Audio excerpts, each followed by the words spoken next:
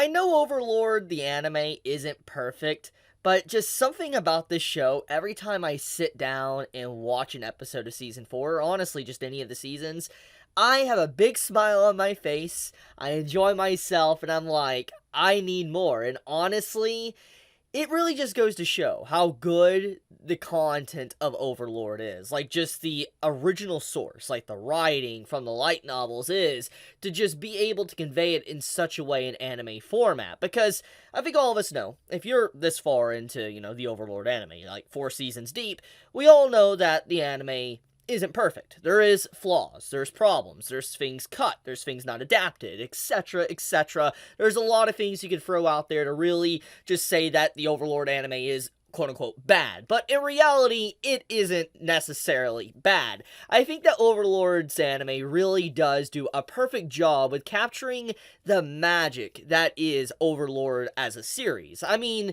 just this episode in general. Like, if we take a hard look at what, this episode has to offer, Ain's going on a journey. He's trying to find, the Dwarven Kingdom, find some runesmiths, and we even have, a great moment here, at the beginning with Demi and Albedo, and how it's like, oh, Sasuga Ain-sama, how he's too smart, etc. There's a lot of good stuff throughout this episode, to finding out about dwarves, to seeing Ains have diplomatic relationships, to getting to see different species going on, or getting to see, Shaltir, actually trying to take an initiative and change or better herself, open up her horizons. There's a lot of good stuff throughout, this episode, and this is some peak Overlord content, and I'm gonna let you know something. As someone that has, read light novel, I'm not up to date with the Overlord light novels. I'm, about a volume, maybe 2 volumes behind for the Overlord light novel. The last volume I think I read was 13 or 14, somewhere around in there, and, basically, I really loved this arc we're getting into. The Dwarven Kingdom arc that we're currently on right now in the anime easily is one of my favorite arcs of all the light novel. The reason for it is because it really captures that vibe and tone that has been missing in recent arcs of Overlord. And what I'm talking about is that Ainz is a huge focus of the arc. Because, let's think about it. Let's think about the events of, Season 2 and Season 3. Ainz has, for the most part, been shelved, and other characters have been given the spotlight. You have, characters like, Demi having a little bit of spotlight, or Aura has a little bit of spotlight, etc. We've seen characters like, just random regular human characters throughout the world, like Gazif and all that, have spotlights, and we don't normally get to see, Ainz go on a journey and explore and learn things. And if there's anything that, obviously, Season 4 has done, it's put a lot more spotlight on Ainz, and we get to see his perspective more, getting to see the world interact with Ainz, and getting to actually get a little bit more of, how he can change things in the world. It's a very nice part of the story, and once again, that gap we had from, let's say, Season 1 that was a lot about Ainz, to Season 2 and Season 3 shifting the focus from him, and now Season 4 is back to Ainz, really gives a lot of quality content, and it's super freaking enjoyable. But obviously, the reason why I really like the Dwarf arc is because runesmithing is something that is very unique. I mean, I think anyone that knows anything about runes, etc., let's say in video games, D&D, or just anything, like Nordic mythology, runes are very powerful. They're very interesting sources of magic and stories, etc., and obviously Ainz is always seeking to better himself in terms of trying to find other members or different information about the world, to also being able to spread his name, but also he's very fascinated about magic. He likes magic, he likes different little things, he's kind of like a nerd. He's literally a nerd, and when you look at runesmithing or rune words, etc., that's fascinating to him because he wants to know more about this, this type of magical source, and what type of technology or what type of magic can be found with something like that. And obviously him meeting this dwarf in the middle of, a cave that's basically decrepit, and, it's there's nothing really going on and all that, it's just the only dwarf in this area, it shows that the existence of runesmithing is about to completely die off. It's like a dying language, so to speak, because rune words are basically a language. And a dying language, it's sad to see something slowly die off, especially when there's been so much tradition around it.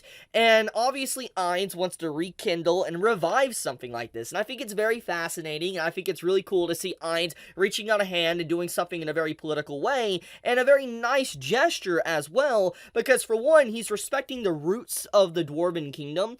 For instance, he wants to respect their culture, he wants to respect, basically where they came from when it came them to be runesmiths, etc., but also he wants to obtain this for himself and potentially better his overall country, the Sorcerer's Kingdom. I just think that the overall premise of this arc is very good. Like, it's a really good premise, and I really appreciate the Dwarven Kingdom arc.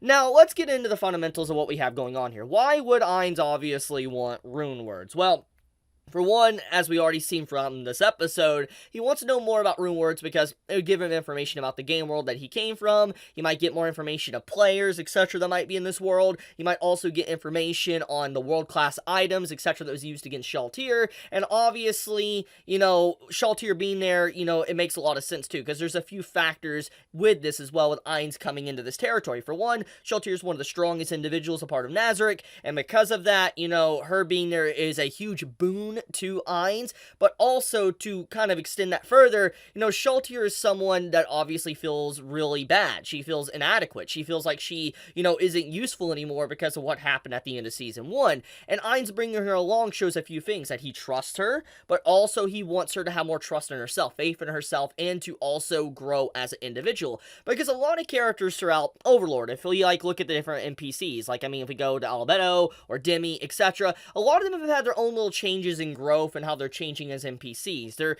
slowly expanding beyond the dynamics of what their settings were. And obviously, Shaltir is one of those individuals that, has that potential to really expand beyond her setting, because for one, she fought Ainz in a life or death battle, trying to legitimately kill him at the end of Season 1, not because she wanted to, but because of a world-class item. But she has a very unique and different perspective that not all the NPCs really have, because let's be honest, Albedo, Demi, etc., they would just straight up, they would allow Ainz to kill him. They would lay down their life and not care, because Ainz is literally their god. That's how they view Ainz, and nothing is probably ever going to change that. But Shaltir has kind of, been in that realm near Ainz, in a realm that no other NPC really has been a part of, and I think that's super freaking cool that Shaltir is a part of this, because she's going to probably be able to grow quite a bit.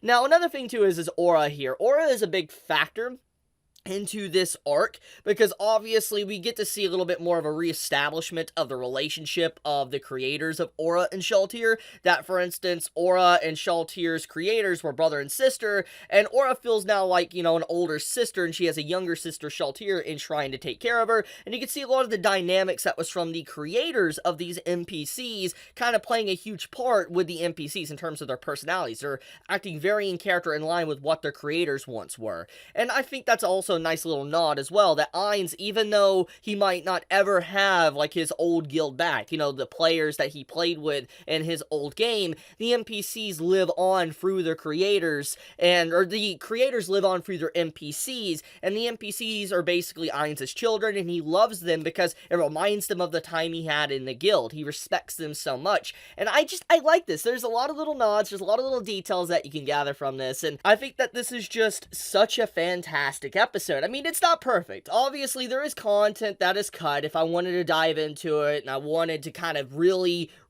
get into the nitty-gritty of every little thing that was cut, all the inner monologues, etc., I could probably make a paragraph more, multiple paragraphs, honestly, and make probably 20 to 30 minute videos talking about it. But the point, though, is that, once again, if you're this far into Overlord, if you're 4 seasons deep, you're not watching Overlord because you expect it to be one by one to the light novel or whatever. You're watching it because the overall content is just straight up enjoyable. Now, do I wish that it was done better? Yes, I would be lying to you if I said I didn't wish it had a perfect adaptation, the best animation of all time. I'd be lying if I said I didn't want that. But it doesn't change the fact that anyone cannot deny, if you made it this far, Overlord is such a fun series to watch. There's a reason it's popular. There's a reason why people still talk about it even before Season 4 came out. It's because it is a good show. It has problems. And I think that I love this. It's I don't know. I like the conclusion of this, setting up a fight. How Ainz is trying to defend the Dwarven Kingdom, basically. That's kind of what it's leading towards, which is kind of the reversal of what happened at the end of Season 3, with Ainz basically going in the middle of the plain to have a fight, and, this time he's trying to defend the kingdom that's being rudely attacked. It also is kind of a play on the Lizardmen as well, because the Lizardmen were technically attacked by Ainz. There's a lot of multi-layers to this, the way you can kind of view what's going on, and It's good. But I guess I'll leave it at that. Tell me your thoughts, honestly, on how you felt about this episode of Overlord. Did you, enjoy it? Did you hate it? And if you also enjoyed the video, please leave me a like. It does help me out a lot, and, as always, I would, greatly appreciate it. It does help me out. And with that, guys, though, be safe, stay healthy, have a wonderful day. Chibi out.